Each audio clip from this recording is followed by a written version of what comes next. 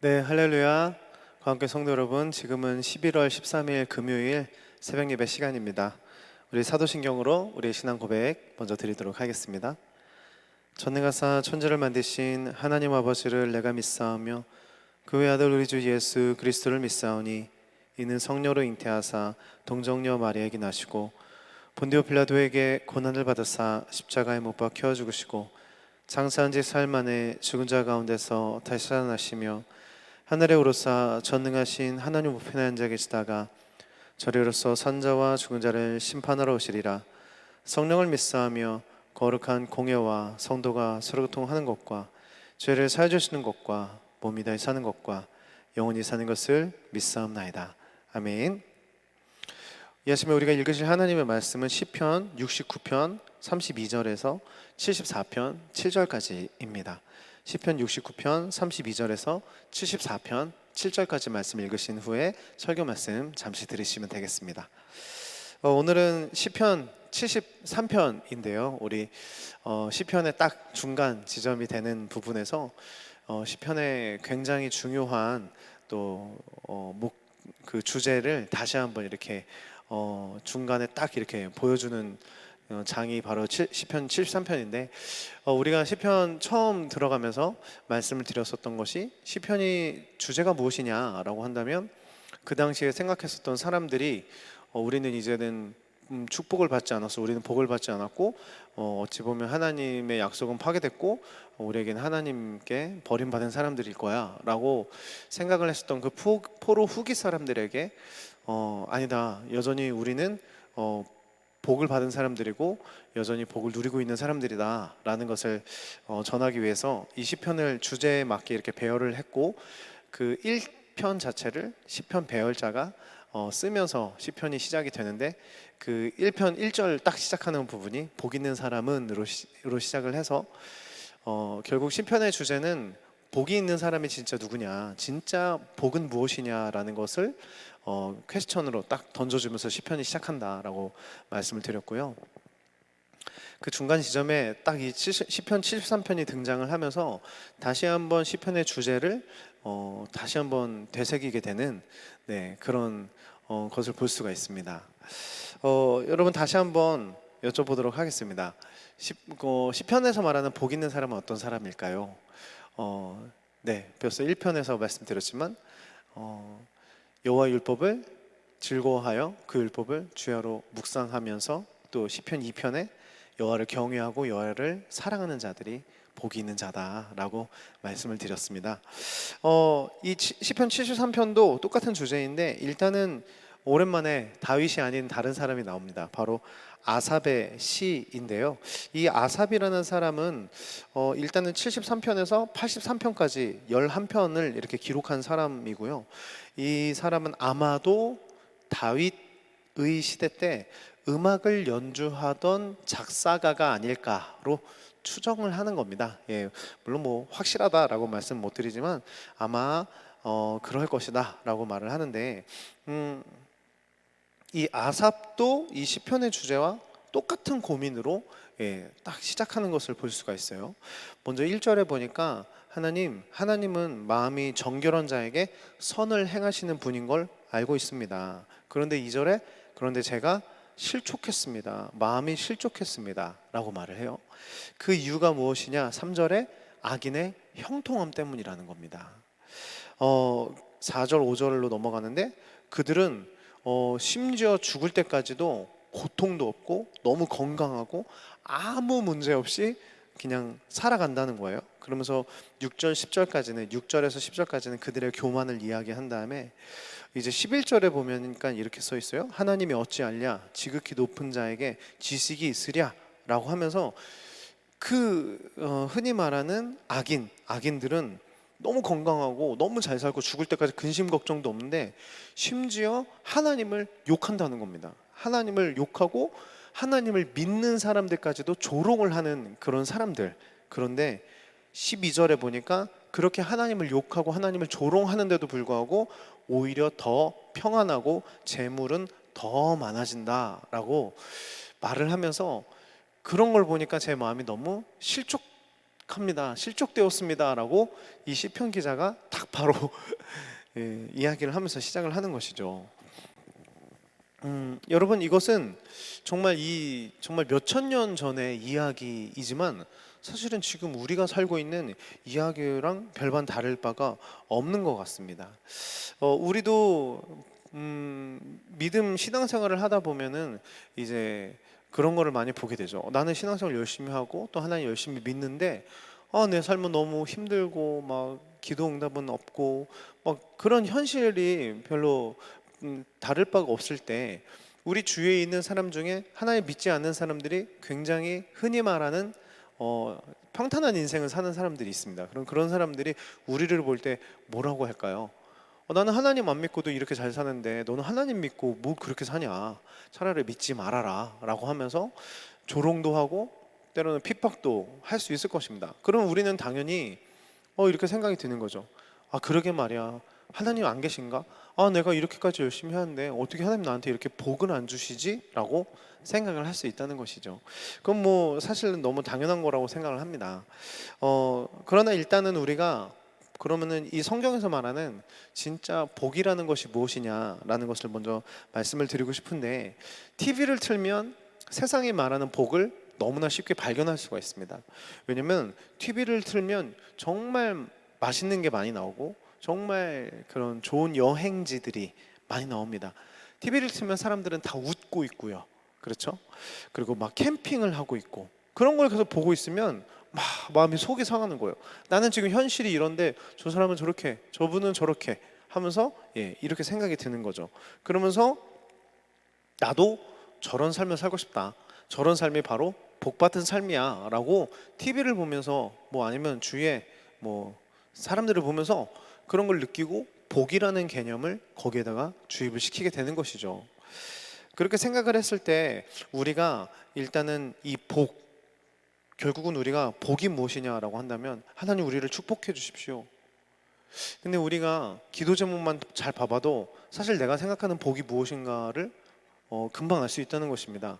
우리가 흔히 기도를 합니다. 그리고 기도 응답 막 이렇게 기도 제목을 막 씁니다. 근데 대부분은 사실은 문제 해결 아니면 평탄한 삶, 그래서 걱정 없이 안정되게 그냥 사는 삶을 꿈꾸면서 기도 제목을 쓴 경우가 굉장히 많다는 것이죠. 물론 그것은 우리가 당연히 그렇게 기도해야 할 부분이 맞습니다. 그러나 거기에 복이라는 의미를 넣어서 평탄하지 않으면 복받지 않은 인생, 가난하면 복받지 않은 인생처럼 느껴지는 경우들이 많다는 것인데, 우리가 생각하는 복의 가장 큰 문제점은 일단 두 가지가 있는 것 같습니다. 첫 번째는 바로 비교하는 것입니다. 바로 상대적인 것입니다. 사실은 복이라는 것은 상대적인 게 아닙니다. 절대적인 것입니다. 그런데 우리는 누군가랑 비교하면서 나의 복과 저 사람의 복을 비교를 한다는 것입니다. 그래서 저 사람들을 보면서 저러면 좋겠네, 저렇게 부자가 되면 좋겠네, 아니면 저렇게 되면 좋겠네 하면서 나와 그 사람을 계속 비교를 해서 내가 복을 받았는지 아니면 저 사람이 복을 더 많이 받았는지 이렇게 상대적으로 평가를 한다는 것이죠. 그런데 사실은 복이라는 것이 그렇게 상대적으로 평가될 수 있는 부분이 아니라는 것입니다. 그런 식으로 접근을 한다면 사실은 아무도 복 받은 사람은 없을 것입니다. 왜냐하면 내가 아무리 많은 것을 가져도 나보다 더 많이 가진 사람이 있기 때문이죠. 그래서 뭐 예를 들어서 뭐 한 100만 원, 200만 원을 벌던 사람이 막 500만 원, 600만 원 벌면 진짜 잘 살 것 같지만 막상 그때가 되면 씀씀이도 또 그거에 따라, 그리고 그때도 1000만 원 버는 사람과 또 비교하게 되는 것이 인간의 특성이고, 그렇게 상대적으로 복을 비교하기 시작한다면 사실은 복 받은 사람이 누가 있을까요? 그렇지 않겠습니까? 이처럼 사실은 복이라는 것은 상대적인 것이 아니라 절대적인 걸로 되어야 합니다. 근데 우리는 반대로 이야기를 하면 누군가가 나를 막 비교하는 말을 합니다. 야, 뭐 쟤는 저런데 너는 왜 그래? 만약에 이런 말을 하면 우리는 비교당하는 걸 너무 싫어합니다. 청소년은 말할 것도 없고 청년도 말할 것도 없고 사실은 우리 어른들도 비교당하는 거 너무 싫어요. 그러면 당연히 나는 나야, 비교하지 마 라고 얘기를 하죠. 그러나 우리의 문제는 나는 나니까 비교하지 마라고 그렇게 말을 맨날 하고 비교당한 걸 그렇게 싫어하면서도 정작 나는 맨날 다른 사람이랑 비교하면서 행복을 찾고 있다는 것입니다. 저 사람이 행복한가? 내가 행복한가? 이것이 우리가 생각하는 복의 첫 번째 문제점이고, 두 번째 문제점은 무엇일까라고 한다면 바로 미래적인 것이라는 것입니다.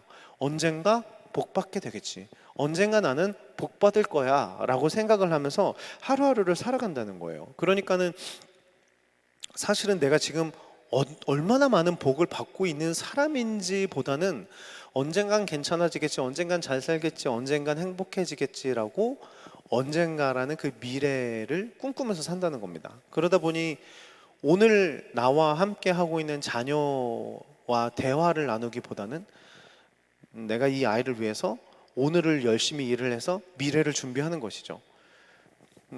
그 틈에 이 아이는 계속 자라나고 있고, 이 아이는 부모와의 대화도 끊긴 채 계속 자라나고 있는 겁니다.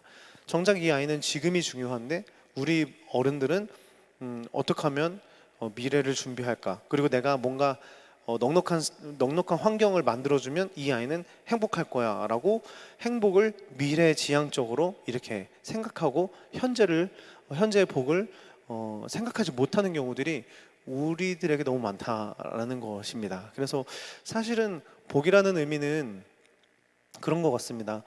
뭔가 갖게 되면 행복할 거야 라고 생각을 하지만, 실제로 잃어보면 진짜 복의 의미를 알게 되는 것 같습니다. 이것만 가지면 행복할 거야 라고 생각했지만 막상 건강을 잃어버리면, 관계를 잃어버리면, 이런 것들을 잃어버렸을 때 아니구나, 내가 뭔가를 얻는 게 복이 아니라 내가 진짜 이거를 잃지 않고 지금 내가 갖고 있는 것만으로도 진짜 복이구나. 결국은 이게 무슨 뜻입니까? 이미 내가 갖고 있는 복들이 너무나 많다라는 의미 아니겠습니까? 이처럼 복이라는 것은 사실 생각하기 나름이고 어떻게 의미를 부여하냐에 따라서 다를 거라고 생각이 듭니다. 두 개를 말씀드렸습니다. 복은 상대적인 것이 아니라 절대적인 것, 그리고 미래적인 것이 아니라 현재적인 것, 즉 지금 내가 갖고 있다라는 것인데요. 이 성경이 그거를 정확하게 제시를 하고 있습니다. 왜냐하면 아삽이라는 사람이 너무나 실망했고 너무나 실족했습니다. 하나님 안 믿는 사람들이 저렇게 복 받는 인생을 살 수 있습니까? 하나님을 욕하는데도 어떻게 저럴 수가 있습니까? 너무 실망스럽습니다 라고 말을 하다가 갑자기 태세 전환을 하는 이유가 있는데, 17절에 보니까 이렇게 쓰여져 있어요. 하나님의 성소에 들어갈 때에야 그들의 결국을 내가 깨달았나이다. 결국 무슨 말씀이냐면, 지금은 비교하고 지금은 속상했는데, 근데 제가 하나님 앞에 예배를 드리면서 제가 깨닫게 되었습니다. 결국은 다를 것이라는 것, 마지막 날이 오면 다를 것이라는 것을 내가 이제 깨달았습니다 라고 말을 합니다. 그러면서 이 분이 아주 주옥과 같은 시인데 23절부터 28절을 보면은 이런 말들이 있어요. 주님, 하늘 위에서는 주밖에 누가 있으리요, 땅에서도 주밖에 내가 사모할 자 없나이다. 결국 이게 무슨 뜻이겠습니까? 주님, 제가 지금 삶을 돌아보니까 사실은 하나님이 나와 함께 하고 계시는군요. 제가 하늘에 죽어서 하늘에 가더라도 주님밖에 없을 것이고, 내가 이 땅에서 살고 있어도 사실 제가 무엇을 바라겠습니까? 주님 말고 난 사모할 자가 없습니다. 내 몸과 마음이 다 시들어가도 주님은 언제나 내 마음의 든든한 반석입니다. 하나님께 가까이에 있는 것이 나에게 복이니 주님께서 행하신 모든 일들을 전파하며 살겠습니다 라고 말을 하면서 이 시를 끝맺음을 마무리하는데요. 이제 말씀을 마무리하면서 사랑하는 성도 여러분, 그런 것 같습니다. 우리의 현실을 지금 보면 상대적이고 그리고 막 현재적이지 않고 미래적인 것처럼 복이 느껴질 때가 있습니다. 그래서 나만 불행한 것 같고, 나는 불행한 사람인 것 같고, 이렇게 느껴지는 순간들이 찾아옵니다. 근데 그럴 때 우리가 정말 깨달아야 하는 것은, 진짜 복이라는 것은 결국에 평가받을 거라는 것입니다. 결국에 진짜 하나님이 결국 평가하실 때 그때 평가받는 것이 진짜 복이라는 것입니다. 그렇지 않습니까? 그래서 이 땅에서 아무리 복이라는 것을 누리고 살았어도 사실 그것이 하나님 앞에서 진짜 복일까? 아니면 이 땅에서 사람들이 볼 때는 복받지 못한 인생을 살았는데 저 천국에 들어갈 때 하나님 보실 때 그 사람이 진짜 복 있는 사람일 수도 있다는 것이죠. 결국은 복이라는 그 평가 기준은 사실은 천국에 있다는 것이고요. 그럼 천국은 무엇입니까? 라고 한다면 오늘 마지막 정리한 말 아니겠습니까? 하나님을 가까이 하는 곳이 천국인 줄 믿습니다. 그래서 진짜 천국의 의미는 하나님을 가까이 하는 삶, 그 천국을 누리는 사람이 지금부터 복받은 사람인 줄 믿습니다. 그래서 진짜 천국은 내가 지금 하나님을 가까이 하면서 살면서 복을 누리다가 하나님, 죽어서도 저 하늘 위에도 주밖에 없습니다. 즉 내가 죽어도 하나님과 계속 함께하고 싶습니다. 주님, 이 복을 죽어서도 계속 누리고 싶습니다. 이거를 정말 오늘 내가 누리고 있다면 여러분, 그 사람보다 더 큰 복받은 사람이 누가 있겠습니까? 오늘 하루 우리가 시작하는데 내가 정말 얼마나 복받은 사람인가를 다시 한번 돌아봤으면 좋겠고요. 성경에서 말하는, 물론 돈이 있고 권력이 있고 평탄한 삶, 안정된 삶도 복의 일부분입니다. 이거 나쁜 식으로 말씀드린 건 아니고요. 상대적으로 하지 말자, 또 미래적으로 생각하지 말자. 그것을 누리고 있는 것들은 또 감사하되 제일 중요한 것은 천국을 지금 누리는 것, 하나님을 가까이 내가 누리고 있는 것, 그것이 우리에게 가장 큰 복의 의미인 줄 믿습니다. 그럼 제가 기도하고 주기도문으로 예배 마치겠습니다. 사랑하는 하나님께서 우리에게 이 시편 73편을 통해서 복의 의미가 무엇인가를 우리에게 오늘 말씀해 주셔서 주님 너무 고맙습니다.